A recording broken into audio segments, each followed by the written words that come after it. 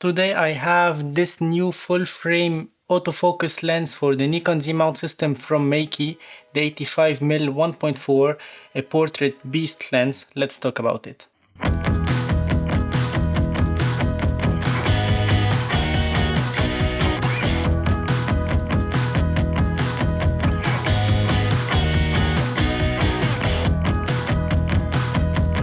Hello everyone and welcome back to another video on my channel. I'm PhotoRabs. I make videos about photography, filmmaking, camera tech related reviews, unboxings, action cams, vlogging kits and so on.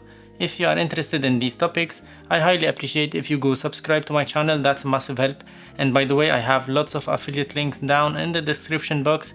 If you buy through my affiliate links, you don't pay extra money, but you help my channel a lot, and sometimes you can get some free gifts or some discounts on your purchases, so feel free to check my affiliate links down below.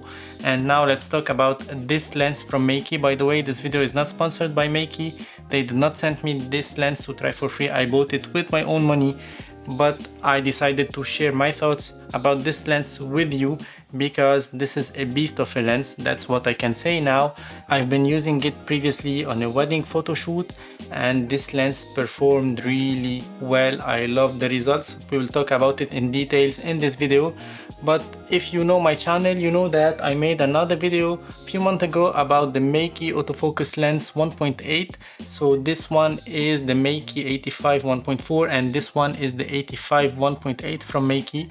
I'll be making a comparison test between these two lenses very soon on my channel. If you are interested, ring the bell so you can receive all the notifications about my future posts. And now let's talk about this beast of a lens. On a side note, Meike is new to autofocus lenses. I've been using the 1.8 version previously and I was really satisfied with the results. You can go check the videos on my channel. I'll try to put the link here or in the description box. But now I have this one, the 1.4. It is only 2/3 of a stop brighter than the 1.8 version, but it's really heavier than the 1.8 version. So is it really important to have this lens if I have the 1.8?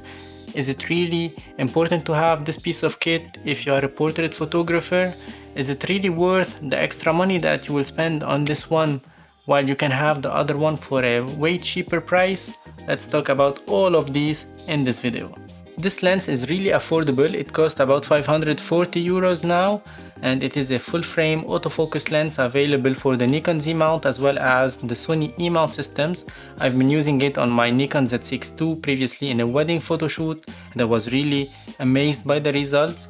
And this one allows you to have a narrower depth of field, which is somehow interesting in some portrait scenarios, in some portrait scenes. This is a very nice lens to have if you'd like to separate your subject from the background. The 1.4 makes your subject really stands out from the background, and that's really interesting and really appealing. You can have great bokeh in the background and that's amazing. That's why I bought this lens in the first place. This lens is bigger and heavier than the 1.8 version. It's made mainly from plastic. I can say it's a durable plastic. It weighs 750 grams, so it's heavy. Everything is from plastic, mainly. I don't like this lens hood. It is really stiff to put it on and off. I really don't like this one. As you can see on the back side, we have this metallic mount with the pins on this side here, and we have this red rubber gasket here to make it a little bit weather sealed. It's not a waterproof lens, but it's weather sealed, so if you have some drops outside, you will not worry about this lens because it has this gasket. So this is a very nice touch from Meike. On the back side, we have also this USB-C port here for firmware updates. So this is now the basic on each lens that we had since maybe 2 or 3 years. We have a USB-C port in order to upgrade the firmware of the lens, and that's really interesting that Meike included it in this one because this one is really affordable. It's really cheap because once again it's an 85mm full frame autofocus lens, aperture f1.4, so this is an interesting price with all these nice features. I really love this aperture ring on this lens.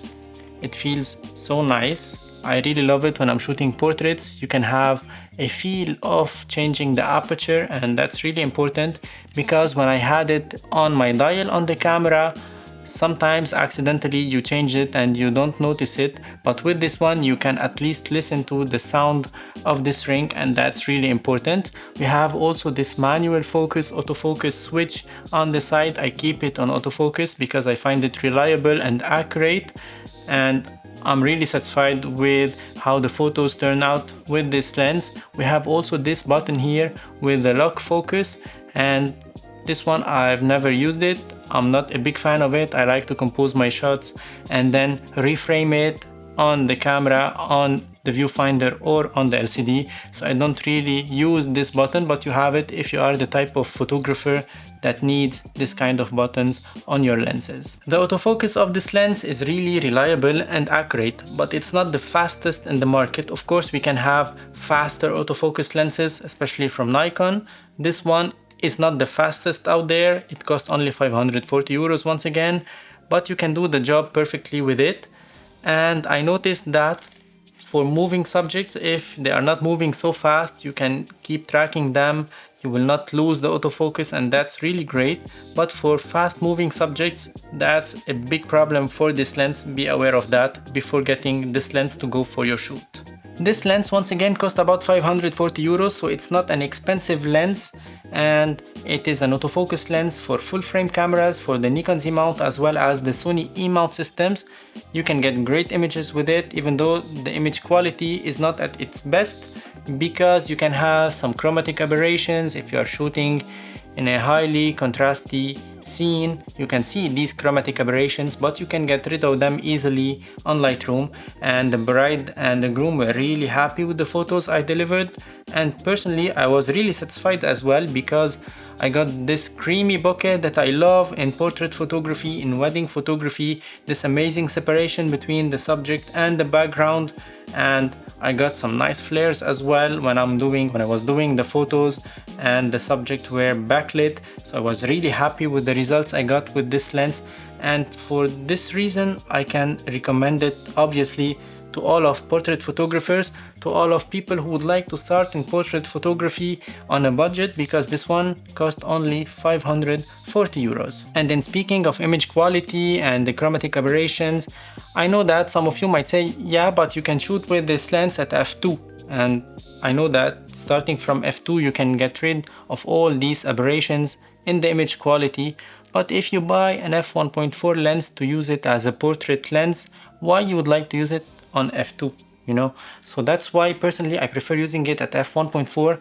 This is the best way to use this lens in my opinion. That's it for today. I hope you enjoyed it. If so, like this video please, and subscribe to my channel. That's a massive help. Don't forget that I have lots of affiliate links down below.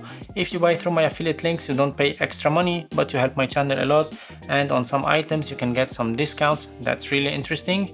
And by the way, I'm hosting lots of giveaways on my membership area on my YouTube channel. Make sure to be a member. That does not cost a lot, and you can get your chance to win some items that I will give away. I have microphones, vlogging kits, action cams, and so on. I have lots of stuff. I'll give them away on the membership area. And that's it for today. Once again, thank you for watching. Ciao for now.